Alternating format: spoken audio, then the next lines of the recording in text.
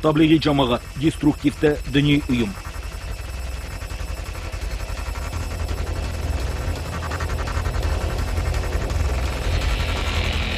Ұйым мүшелерінің басты қателіктері. Біріншіден, дінге шақырудың басты талабы терең ілім екендігіне қарамастан, олар шариғат ілімдеріне аса үлкен мән бермейді. Екіншіден, дінге шақыру яки дағуатқа шығуды ілім алу, құлшылық ету секілді парыздардан артық санайды. Үшіншіден, дінге шақыруды арнайы күн сандарымен шектейді. Төртіншіден, ислам дінінің ең әуелі отбасын түзеуден, одан қалса көршіңе дін үйретпейінше өзге жерге дін жаюға беттеу қағидаларына қайшы келетіндігімен санаспайды.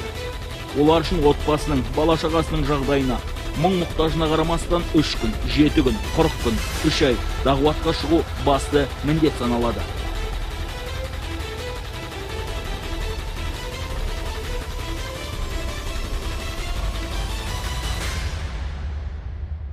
Таблиги жамағат теологиялық жағынан исламның сүнниттік бағытын ұстанғанымен, ғалым сарапшылардың пікірінше, оның идеологиясы исламның кейбір қағидаларына қайшы және радикалдық тұрғыдан уахабизмге жақын.